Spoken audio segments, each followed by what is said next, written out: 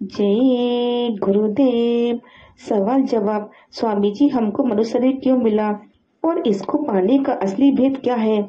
जवाब। मनुष्य शरीर हमको नीच योनियों से बचने के लिए मिला। यह सबसे उत्तम श्रेष्ठ योनि है, सबसे ऊंची योनि है। ऐसे ज्ञानवान उत्तम शरीर को पा करके भी क्या आपने कुछ नवीन साधन किया जिससे कि प्रभु की प्राप्ति हो? तो फिर आप क्या करते हैं? कुछ नहीं किया। हम तो कहेंगे वह मनुष्य संसार में बेकार आए जो पिटाई खाए, जिसके ऊपर इस तरह की मार हिसाब होने के बाद हो। हमारा संसार में आना बेकार है, किसी काम का नहीं है। इतनी सेवा के बाद भी उनकी इतनी दुर्दशा हो। लेकिन यह है उन स्वार्थी आदमियों का हाल जो निस्वार्थ होकर प्रत्येक प्राणी की संसार में सेवा करता है। उनका हिसाब तो ठीक ठीक हो सकता है, लेकिन स्वार्थ सिद्धि जो पीछे छुपी हो वह तो यही सजा देगी। लोगों को अंधेरे में दिखता है कि हम तो बहुत कुछ करते हैं और पीछे से स्वार्थ सिद्धि हो तो ऐसे स्वार्थ सिद्धि वाले पीटे जाएंगे और पीटे जा रहे हैं। और मरने के बाद तुमको बेचारों को क्या मालूम, क्योंकि तुम में वह आँख नहीं, यानी आँख हो तो तुम यह नज़ारे देख सकते हो, यह बात नहीं। और जिनको गुरु की कृपा से, जिनको महापुरुषों की कृपा से, जिनको देवी महात्माओं की कृपा से वह दृष्टि, वह आँख मिली है, वह यह दृश्य, वह ये नज़ारे आज भी देख सकते हैं। यह बात नहीं है कि आज नहीं देख सकते हैं, वह शक्तियाँ आज भी मौजूद हैं। देखने और दिखाने वाली दोनों शक्तियाँ आगे भी मौजूद रहेंगी। उन शक्तियों को कभी विनाश नहीं हो सकता, वह सदा रहेंगी। हाँ, ये जरूर है कि जब संसार में आवरण आ जाता है, अंधकार आ जाता है मनुष्य के ऊपर में, और मनुष्य की प्रकृति जब दूषित हो जाती है, तो वही देवी शक्तियाँ जो है वह छुप जाया करती है। रहती जरूर है लेकिन छुप जाती है। छुपने से लोगों को नहीं मालूम होता है कि संसार में दैविक शक्ति है या नहीं है, और दैविक शक्ति रखने या अपनाने वाले हैं या नहीं है। दोनों मौजूद रहती हैं और रहेंगी। उनका मिलाज न कभी हुआ और न कभी होगा। इस तरह से तो आपका काम हो सकता है, अन्यथा नहीं। तो यह जो सेवा आजकल हो रही है, जो हम घूम घूम कर यह सेवा मुक्त की करते देख रहे हैं, यह सब स्वार्थ की है। किसी ने 2 लाख कमाया, किसी ने 4 लाख कमाया, किसी ने 10 लाख कमाया, किसी ने 1 करोड़ कमाया, किसी ने 2 करोड़ कमाया। और अगर उनसे पूछा जाए तुम्हें आज से 5 साल पहले रिक्शे, एक्के और तांगे के लिए किराया भी मिलता था, तो कहते हैं कि नहीं मिलता था। आजकल देख लीजिए, 5 करोड़ और 10 करोड़, और इतना गहरा कुआं हो चुका है, समुद्र बन गया है कि मुल्क का मुल्क उसके अंदर उतर आया है। तब भी आप कहते हैं कि शांति नहीं। तो बताइए, यह हाल है तो सेवा कहाँ रही? सेवा तो कहीं है ही नहीं। अब जो महात्मा जो वास्तव में सत्यता के रूप में और वास्तव में शांति के रूप में प्रचार करना चाहते हैं, तो यह उनका दमन कर देते हैं। नहीं, यह आपका जो उपदेश है वह बिल्कुल गलत है। यह सत्यता का उपदेश नहीं है। आप धर्म का उपदेश नहीं करते। यह तो लोगों को पाप का पाठ पढ़ाया करते हैं। यह क्या लोगों ने पहलू पकड़ लिया है? ऐसा पहलू पकड़ा है कि इसका फल जो है आपके सामने बहुत थोड़े दिन में आ जाएगा।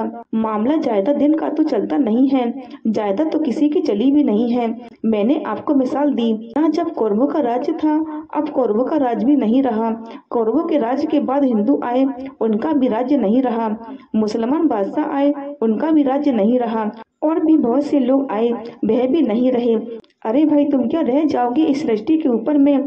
पता नहीं कितने आए और कितने गए, मगर यह है कि तुम आए थे किस लिए? जिस लिए तुम आए थे वह काम नहीं किया, यह मुल्क का काम किया। और न मालूम इसकी ओट में क्या क्या आनंद और विलास तुमने, जो मन इंद्रियों का सुख है उनको उठाया और बाद मरने के फिर वही नर्क में चले गए। तो क्या यह पुस्तकें उन महापुरुषों की जिन्होंने यह अनुभव किया था, ऋषि और मुनियों ने, क्या गलत है? इनकी पुस्तकों के एक एक अक्षर अरबों और खरबों हीरे और जवाहरात के बदले नहीं तुल सकते। ऐसे ऐसे महापुरुषों के शब्द हैं उन पुस्तकों के अंदर। लेकिन जब हम लोगों का रास्ता ही बदल गया, तो उन्हीं पुस्तकों को पढ़ते हुए भी अभागे हैं, उन्हीं पुस्तकों को पढ़ते हुए भी पाप करते हैं। उन्हीं किताबों में लिखा हुआ है कि दूसरे की बहन बेटियों को बुरी निगाह से नहीं देखना चाहिए, लेकिन फिर भी देखते हैं। आज यह परिणाम है कि पिता अपनी सुंदर पुत्री को देखता है कि अति सुंदर है, तो उससे शादी करने को भी उसका भी जी लग जाता है। आज मित्र को देख लीजिए, आज चाचे भाई लड़के और लड़कियों को देख लीजिए, बाकी मित्रों पड़ोसियों को आप छोड़ दीजिए कि क्या क्या हो रहा है। और यह मैं मिसाल देता हूँ, 99% अनाचार में बर्तन वाले लोग कहते हैं आत्मा को, नहीं आप बहुत बड़े पापी हैं। यह तो ठीक बात है कि पाप की दुनिया में तो महात्मा पापी होते ही हैं। वह तो पहले से ही स्वीकार कर लेते हैं कि भाई हम पापी हैं। वह तो पहले से ही स्वीकार कर लेते हैं कि हम बहुत बुरे हैं। यह बड़ी मेहरबानी तुम्हारी होगी कि तुम मुझको बता दो एक भी बात महात्मा की जो बुरी हो, तब तो ठीक है। रास्ता दिखला दो तो आपकी बड़ी कृपा होगी। मैं जिंदगी भर आपका एहसानमंद रहूंगा। ऐसे लोग सृष्टि में महात्माओं का दमन करते हैं और संसार में धर्म और समाज का बंधन नहीं लगने देते हैं। बिल्कुल आजाद जाना चाहते हैं, मगर ऐसी आजादी सब बर्बादी रही। अब देख लीजिए, वैसे ही मामूली मिसाल है कि जब से आजादी हुई तब से बर्बादी हुई।